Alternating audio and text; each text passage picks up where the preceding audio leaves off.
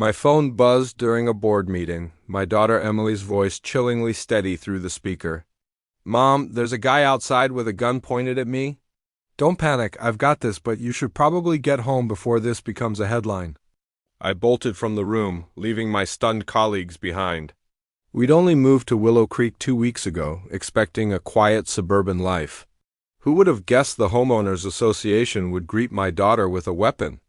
They'd chosen the wrong family. If you're stuck in your own HOA nightmare, drop a comment below about the absurd rules they've tried to enforce.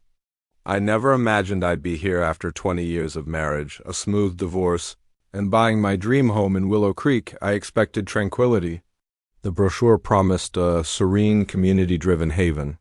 Instead, it was a petty dictatorship, where your home wasn't truly yours and armed enforcers might threaten your family. Let me rewind to how this began. I'm Laura Bennett, 47, a corporate lawyer in Seattle. Post-divorce, I craved a fresh start in a secure, picturesque neighborhood. Willow Creek's modern homes, lush gardens, and warm, open-house neighbors sold me instantly. The realtor mentioned an active HOA, but I'd dealt with HOAs before. How bad could it be? Far worse than I imagined. On move-in day, as I unpacked, the doorbell chimed. A stiff woman in her late 50s, Margaret Tate, HOA treasurer, handed me a hefty binder. "Welcome to Willow Creek, Ms. Bennett. This is your rulebook. Review it promptly to avoid violations." Her tone made violations sound like a felony. I thanked her, noting her nervous glance down the street before she scurried off. That evening I skimmed the binder, my legal instincts flaring at rules like no street parking from 11 p.m. to 5 a.m., no gatherings over 6 without HOA approval, mandatory monthly meetings, and fines starting at $75, doubling per offense. Most alarming, the HOA could inspect properties with 24-hour notice. That was legally dubious, and I noted it for the next meeting. A week later, my daughter Emily, 30, arrived for a month-long visit during her leave. Brilliant and unflappable, Emily is a D special agent with a decade of experience in high-stakes operations. She keeps her job low-key, calling herself a federal consultant. I was thrilled to have her both to catch up and get her input on security upgrades. Over coffee on our patio, our neighbor, Clara Evans, a sharp-eyed retiree, approached. "You must be Emily. I'm Clara, the neighborhood's unofficial historian," she said with a grin, shaking Emily's hand. "Welcome to our little fiefdom. Watch out for Victor Hayes, our HOA president, and his sidekick, Carl. They think their laminated badges make them royalty." Clara whispered, "Victor's a former deputy who left the force under a cloud. Now he runs Willow Creek like his personal empire, with Carl as his muscle." That afternoon, as Emily helped unpack, I vented about the HOAS rules. "Sounds like a power trip," she said, organizing my law books. "Small authority, big egos, usually just annoying." We'd soon learn how wrong that was. That evening, I parked my car slightly over the driveway, line barely noticeable in the dark. By morning, a neon yellow citation was on my windshield. "Improper parking, $75 fine, payable in 5 days. Emily studied it. "Mom, this isn't from the..." "It's signed by C. Larson, security coordinator. Is that even a real role?" I fired off an email to the HOA, citing Washington state laws on reasonable covenant enforcement. Within 20 minutes, my phone rang. "Miss Bennett, Victor Hayes, HOA president," a gruff voice announced. "Your email suggests you don't grasp how we maintain standards here. Pay the fine and adjust your attitude, or Willow Creek might not suit you. Troublemakers don't last long." Before I could cite legal precedents, he added, "Mandatory meeting tomorrow, 6 p.m., Community Hall." He hung up. That night, we heard a scraping sound outside. Emily, ever vigilant, peered through the blinds. "Mom, look at this." A burly man in a pseudo-security vest was spray-painting a blue X on our lawn. I stormed to the door. "What are you doing?" He turned, finishing his graffiti. "Official HO warning, ma'am. Multiple violations. Final notice before escalation." We'd had one notice. He patted his holster and sauntered to a truck across the street. "Did he just threaten us over parking?" Emily asked, snapping photos. I'm extending my stay, Mom. This just got fun. Her calm was unnerving. She was in her element. The next evening, the community hall was packed with 50 residents. Victor, a broad man with a buzzcut, stood with Carl, the lawn vandal, at his side. Margaret, the treasurer, sat meekly at a table. Victor opened the meeting, spotlighting me. Miss Bennett, our newest resident, has opinions on our standards. The room tittered nervously. For an hour, Victor and Carl steamrolled questions about rising maintenance fees, dismissing concerns with vague community enhancement excuses.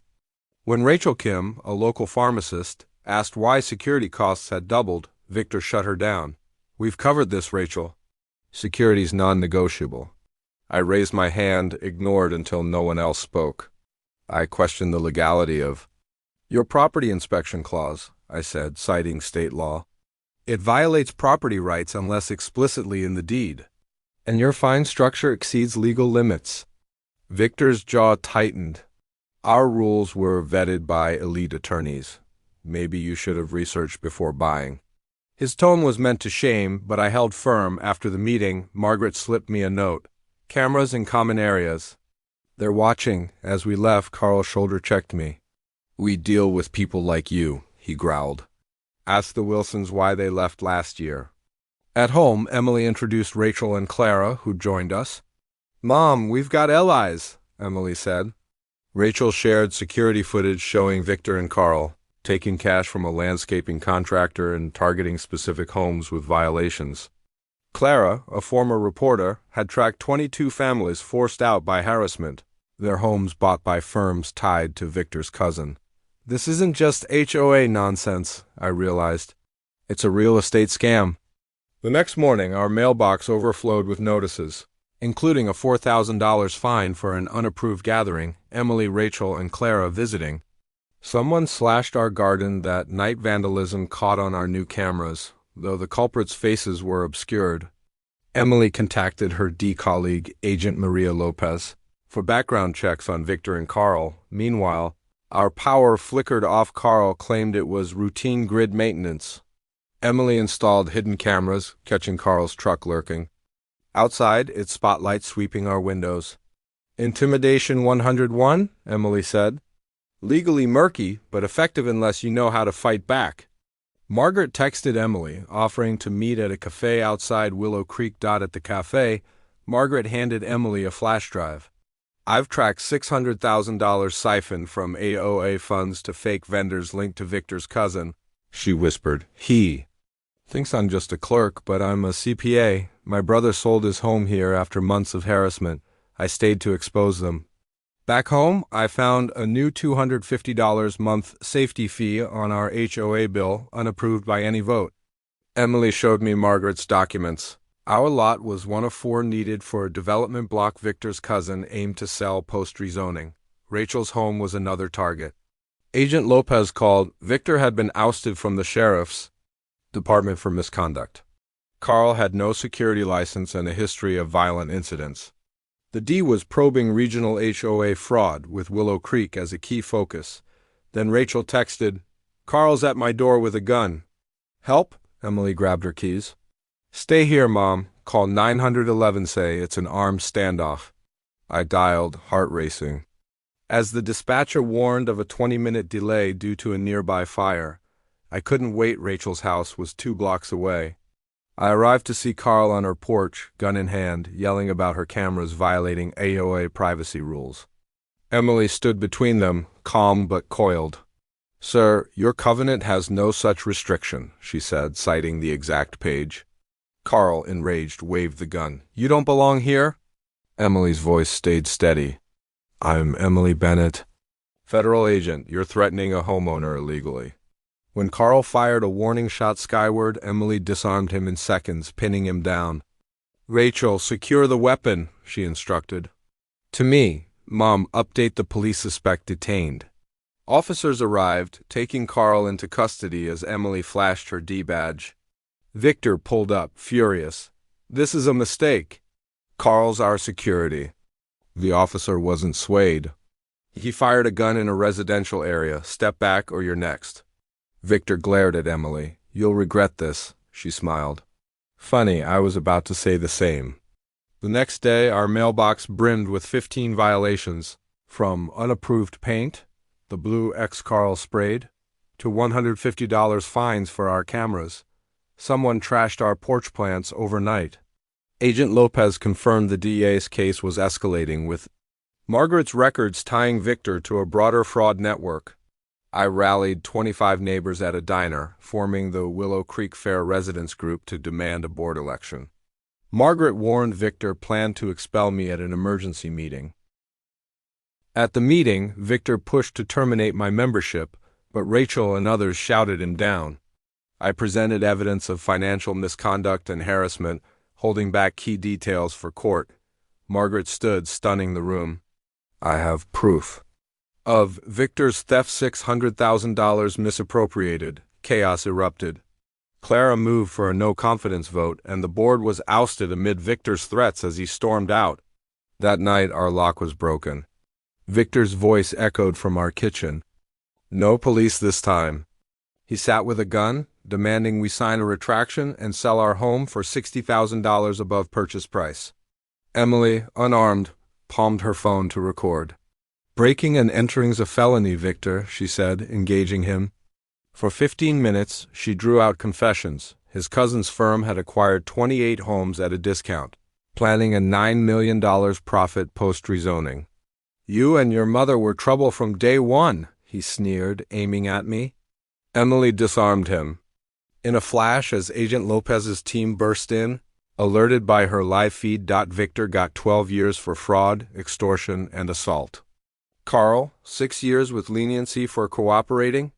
Our barbecue hosted 30 neighbors, celebrating new leadership. Clara as president, Margaret as secretary, Rachel on transparency. Emily transferred to Seattle's DEA office, vowing to dismantle the fraud network. Media covered our story, sparking state HOA reform talks. I consulted on new, fair covenants. Our lawn, once marked by Carl's blue X, now bore a sign, protected by D, trespass at your peril. It was a reminder, bullies thrive until a community and a fierce daughter stand firm. This rewrite keeps the word count close to the original, approximately 5,500 words, preserves the mother-daughter dynamic, HOA abuse and real estate fraud scheme, and maintains the pacing and emotional arcs.